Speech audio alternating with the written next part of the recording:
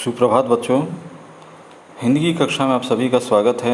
आज हम दूसरा पाठ शुरू करने वाले हैं जिसका शीर्षक है जादुई अंगूठी। बच्चों, जादुई जिसका अर्थ होता है कि कोई ऐसी युक्ति या तरकीब जिससे कोई कठिन काम भी सरलता से हो जाए। तो आप सभी ने देखा होगा कि जो जादूगर होते हैं वे कठिन से कठिन कार्य को अपने तरकीब या युक्ति द्वारा कितनी आसानी से कर लेते हैं। अंगूठी अर्थात जो हम अपने हाथों की उंगलियों पर धारण करते हैं उन्हें अंगूठी कहते हैं। तो इस पाठ का शीर्षक है जादुई अंगूठी।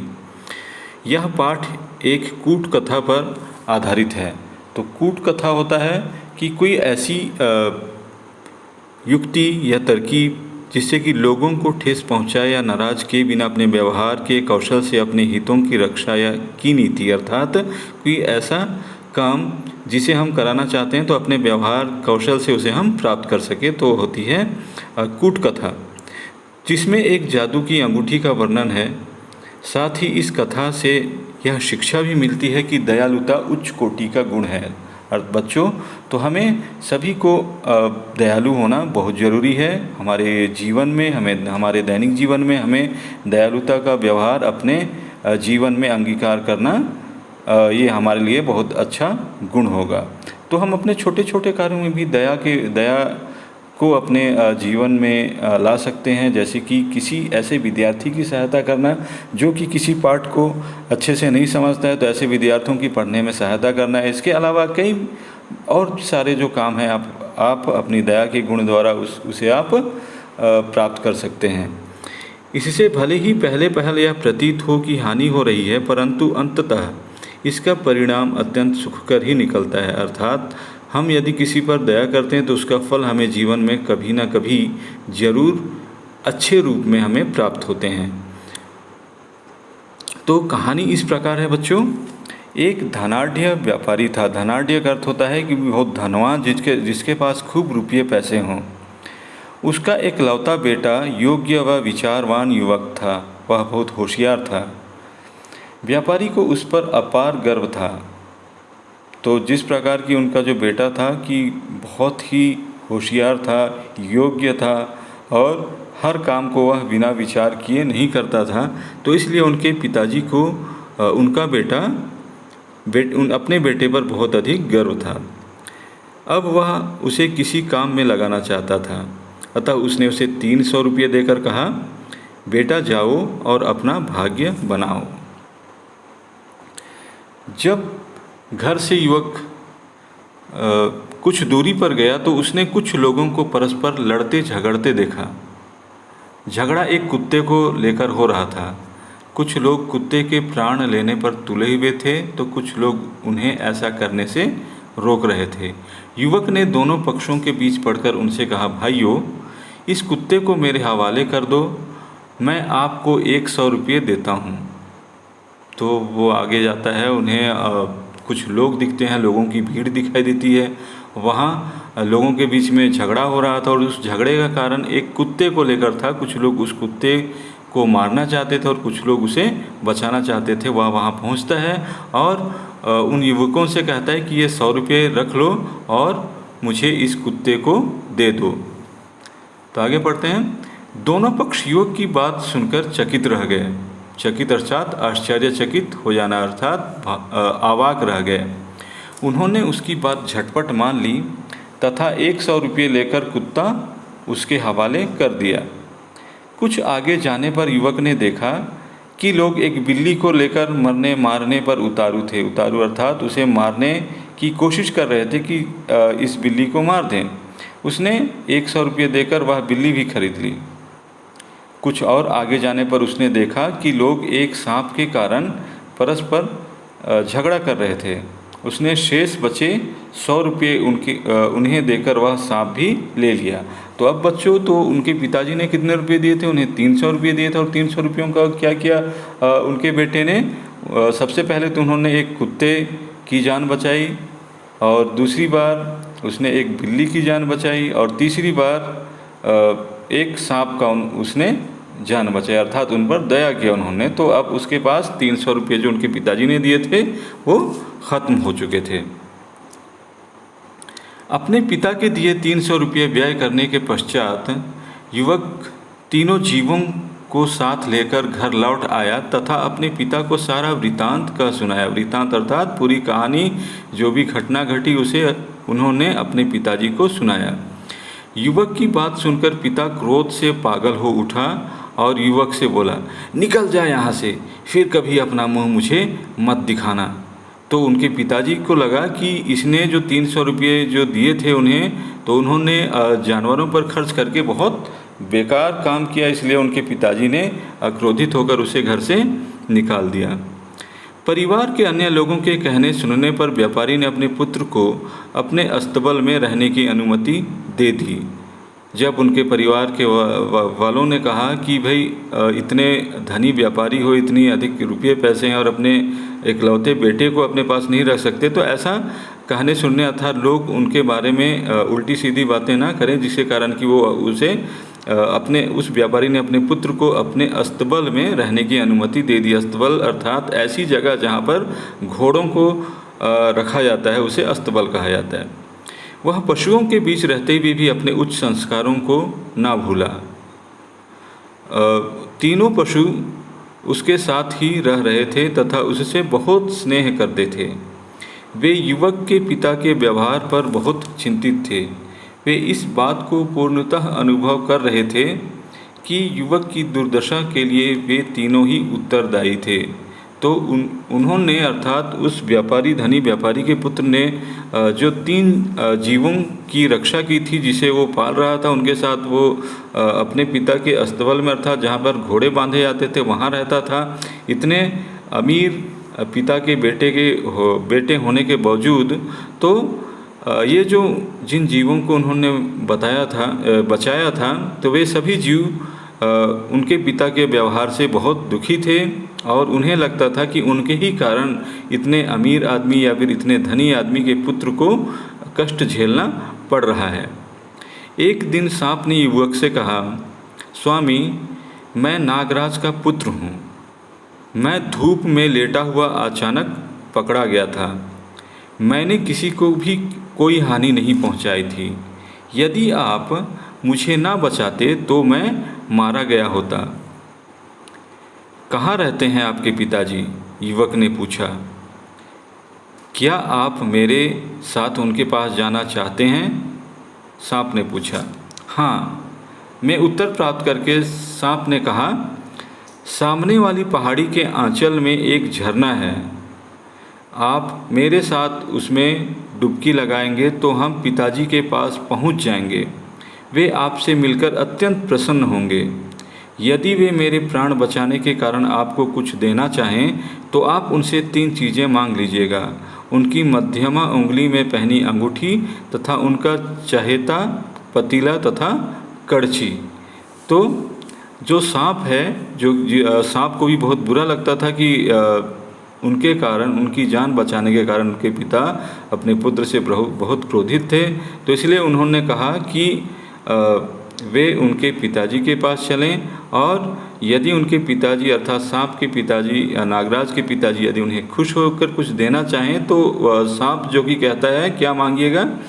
उनकी मध्यमा उंगली अर्थात हमारी दोनों हाथ में कितने हैं? 5-5 उंगलियां हैं। तो 5-5 उंगलियां अर्थात जो सबसे बीच की उंगली है, मध्यम अर्थात होता है बीच की उंगली में पहनी अंगूठी जो उनके पिता ने धारण किया हुआ था, नागराज के पिता ने अंगुली में, उसे मांग लीजिएगा कहते हैं। उसके अलावा चहेता पतीला अर्थात जिसमें सब्जी खाना जो भी बनाते हैं वो, और कड़छी जिससे वो चलाया करते हैं, तो इन्हें मांगने के लिए सांप उनसे कहता है। इन चीज़ों की क्या विशेषता है? युवक ने पूछा। इनसे आपको एक भव्य मकान, एक अत्यंत सुंदर पत्नी तथा मनचाहा भोजन मिल जाएगा, सांप ने उत्तर दिया। अब युवक तीनों साथियों को साथ लेकर उस झरने पर जा पहुंचा तथा कुत्ते और बिल्ली को वहीं प्रतीक्षा करने का निर्देश देकर वह सांप के साथ झरने में कूद गया तथा नागराज के पास जा पहुंचा। तीनों चीज़ें उससे पुरस्कार के रूप में प्राप्त करके तथा सांप को वहीं छोड़कर वह लौट आया। उसने तीनों चीज़ों की विशेषताओं को परखा तो नदी के किनारे एक भव्य हवेली प्रकट हो गया, जिसमें एक अत्यंत सुंदर दुल्हन उसकी प्रतीक्षा कर रही थी तथा खाने पीने के स्वादिष्ट पकवान सुलभ थे। अर्थात जैसा कि उस नागराज के बेटे ने, उस सांप ने, जिसे कि व्यापारी के पुत्र ने बताया था, जैसा कहा था कि उससे मनचाही वस्तु उस अंगूठी से मिल जाएगी। तो हमारी जो कहानी है ये क्या है, जादुई अंगूठी के बारे में हम पढ़ रहे हैं। तो जादुई अंगूठी अर्थात अपनी मनचाही चीज़ें प्राप्त करना।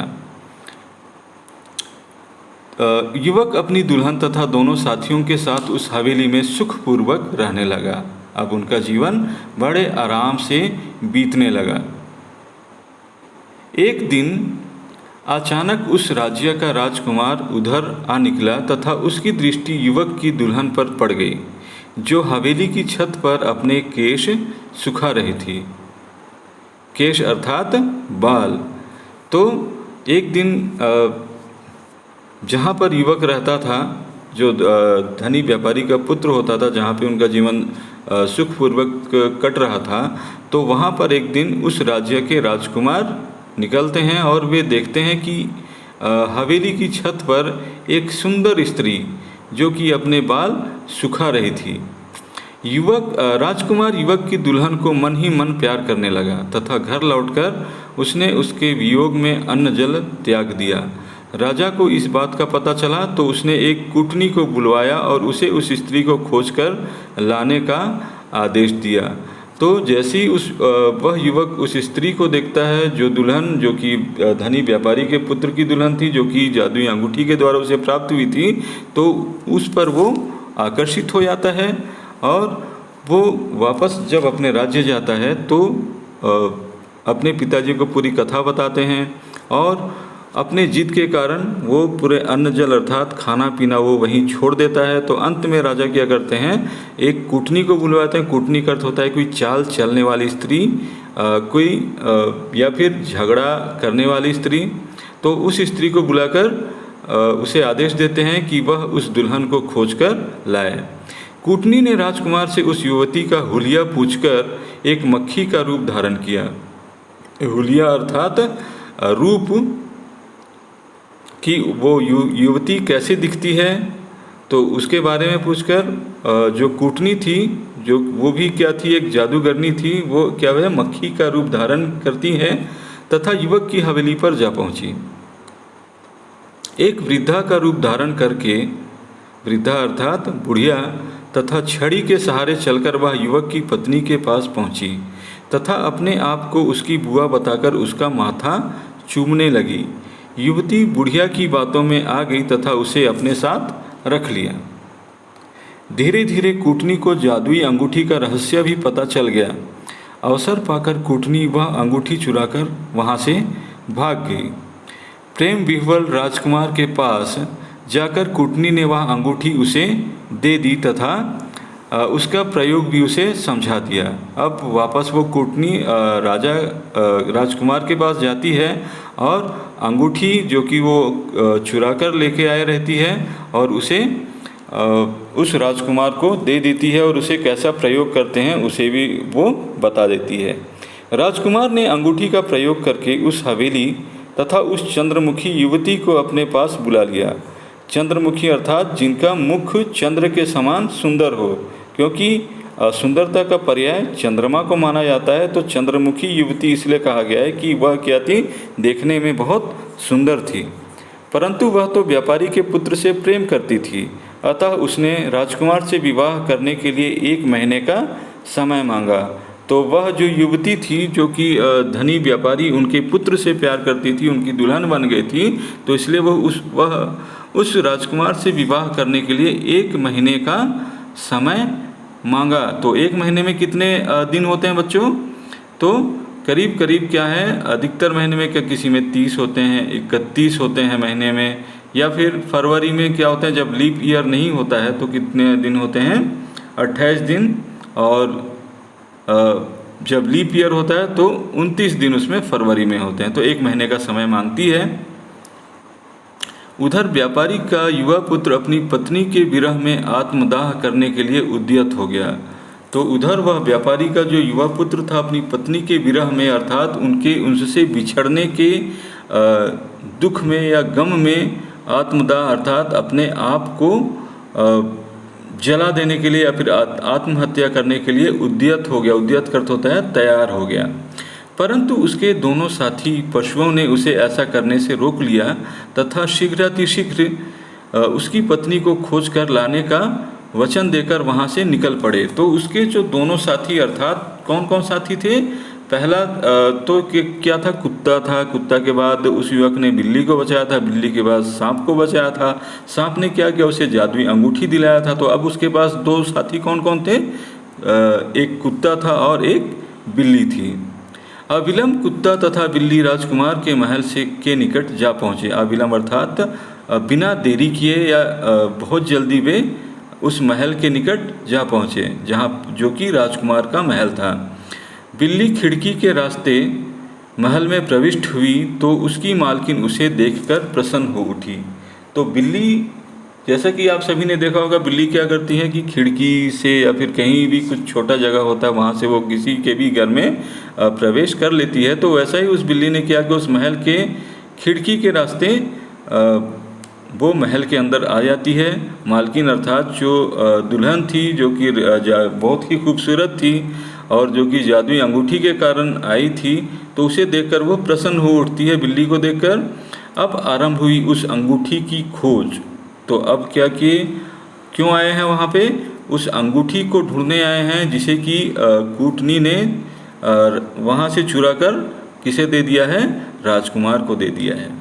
कूटनी ने राजकुमार को अपने चंगुल में फंसाए रखने के उद्देश्य से वह अंगूठी अपने पास रख ली थी तथा उसे निगलकर अपने पेट में छिपा लिया था। तो उस कूटनी ने क्या किया? राजकुमार को अपने चंगुल में फंसाए रखने के लिए अर्थात अपनी ओर किए रखने के लिए और अंगूठी कहीं न खो जाए, इस कारण क्या किया उन्होंने? उस अंगूठी को निगल कर अपने पेट में छुपा लिया था, अर्थात उसे वो निगल गई थी, खा ली थी। बिल्ली ने यह सब जानने के पश्चात अंगूठी प्राप्त करने की एक युक्ति सोच ली। युक्ति अर्थात उपाय सोच ली। वह चूहों के बिल के पास गई तथा एक मोटा चूहा पकड़कर उसे पाँवों के नीचे दबा लिया। चूहे की पत्नी रोने लगी तो बिल्ली ने उससे कहा, मैं तुम्हारे पति को छोड़ दूंगी यदि तुम मेरा एक काम कर दो। काम बताइए, चूहिया ने रुआंसे स्वर में कहा। रोते हुए चूहिया उससे पूछती है कि मैं क्या काम करूं जिससे कि मेरे पति को आप छोड़ दें। तुम्हें कूटनी के पेट से मेरी अंगूठी निकलवानी होगी, बिल्ली बोली। चूहिया ने इस काम का बीड़ा उठा लिया, अर्थात उस काम को करने का उसने बीड़ा उठा लिया, अर्थात वो तैयार हो गई तथा उसी रात कूटनी के घर चली गई। कूटनी गहरी नींद में सो रही थी। चूहिया ने अपनी दुम या पूंछ उसके मुंह में गले तक उतार दी। कूटनी को जोर की खांसी आ गई तथा उसने सब कुछ खाया पिया उगल दिया, अर्थात उसने क्या किया? उल्टी कर दिया। साथ ही वह अंगूठी भी बाहर आ गई। चूहिया ने अंगूठी लाकर बिल्ली को दे दी तथा अपने पति को छुड़ा लिया। बिल्ली तथा कुत्ता अंगूठी लेकर वापस चल पड़े। अब उन्हें अंगूठी मिल गई, वो वापस अपने मालिक के पास, मालिक उनके कौन? व्यापारी के पुत्र, उनके पास चल पड़े। वे शीघ्रातिशीघ्र अपने स्वामी के पास पहुंचना चाहते थे। वे बहुत जल्दी, शीघ्रातिशीघ्र अर्थात जितना जल्दी हो सके अपने स्वामी के पास पहुंचना चाहते थे। बिल्ली कुत्ते की पीठ पर बैठी थी तथा वह अत्यंत तीव्र गति से भाग रहा था। तो बिल्ली कुत्ते की पीठ पर बैठ गई थी और कुत्ता बहुत ही तेज गति से, तीव्र गति से वो भाग रहा था। युवती द्वारा राजकुमार से मांगी हुई अवधि समाप्त होने वाली थी। तो राजकुमार को उस युवती ने विवाह करने के लिए कितना समय मांगा था? 1 महीने का समय मांगा था। तो वह अवधि या समय अब पूरा होने वाला था, समाप्त होने वाली थी। कुत्ता और तेज भागने लगा तथा वे दोनों ठीक समय पर अपने स्वामी के पास पहुंच गए। अंगूठी प्राप्त करके युवक का मुखमंडल खिल उठा। मुखमंडल अर्थात चेहरा, चेहरे पर मुस्कान आ गई। वह उसे बहुत अच्छा लगने लगा अब उसे लगने लगा कि अब उस अंगूठी के आ जाने से अब उनकी जो हवेली है, उनकी सुंदर दुल्हन है, वो फिर से वापस आ जाएगी, जिसके कारण वो कि खुश हो जाता है। उसने अंगूठी को निर्देश दिया तो उसकी हवेली तथा पत्नी दोनों उसके पास वापस आ गए। उन्हें पाकर व्यापारी का पुत्र बहुत प्रसन्न हुआ। व्यापारी का पुत्र अपनी पत्नी, हवेली तथा अपने दोनों साथियों के साथ घर लौट आया, जहां उसका भव्य स्वागत किया गया। व्यापारी ने अपने पुत्र का विवाह उस युवती के साथ पूर्ण रीति रिवाज के साथ कर दिया तथा वे सुखपूर्वक रहने लगे। तो बच्चों, ये थी हमारी कथा। तो हमें इस कहानी के द्वारा हमें क्या शिक्षा मिलती है कि जिस प्रकार से व्यापारी के जो पुत्र थे, उन्होंने दया किया, दयालुता के गुण के कारण क्या किया, उन्होंने एक कुत्ते को लोगों के द्वारा मारे जाने से बचाया, बिल्ली की प्राण को उसने बचाया, और इसी के साथ जो सांप था उसे भी उसने रुपये देकर 100 रुपये देकर बचाया। तो 3 जानवरों को उनके पिता ने कितने रुपये दिए थे? 300 रुपये दिए थे। और 300 रुपये क्या किया उन्होंने? अपने उन 300 रुपयों से कुत्ते को बचाया, 100 रुपये से, 100 रुपये से बिल्ली को बचाया, और 100 रुपये देकर उन्होंने सांप को बचाया। तो इस प्रकार से जो कि उस युवक ने उन कुत्ते, बिल्ली और सांप पर जो दया की थी, उसके बदले में क्या की उन्होंने उस युवक की जो सुख शांति जो छीन गए थी उसे फिर से उसे वापस कर दिया। तो बच्चों, हमें दयालुता के गुण को अपने जीवन में अपनाना चाहिए और हमेशा हमें दयालु बने रहना चाहिए। तो यही इंसानियत है हमारे इस जीवन में कि हम एक इंसान को इंसान समझें, उसके दुख को अपना दुख समझें। तो इस प्रकार से हम अच्छे इंसान बन सकते हैं। तो ठीक है बच्चों, आपको ये कहानी ज़रूर पसंद आई होगी। तो आगे कुछ कठिन शब्दों के अर्थ हैं जो कि आपकी किताब में दिए गए हैं, तो उन्हें भी आप शब्दार्थ पाठ का नाम लिखिएगा और पाठ का शीर्षक के बाद में शब्दार्थ लिखिएगा, और इन्हीं के साथ में जो भी इनके अलावा और भी दूसरे जो कठिन जो शब्द हैं उन्हें आप ज़रूर बताइएगा, जिससे कि उस शब्दार्थ जो कठिन जो शब्द हैं उनके अर्थ आपको बता सकूं। तो बच्चों, आज के लिए इतना ही। हम आगे के वीडियो में जो प्रश्न उत्तर हैं, जो प्रश्न अभ्यास हैं, उसे हम करेंगे। तो ठीक है बच्चों, आज के लिए इतना ही। बाकी अगली कक्षा में हम फिर से मिलेंगे। धन्यवाद।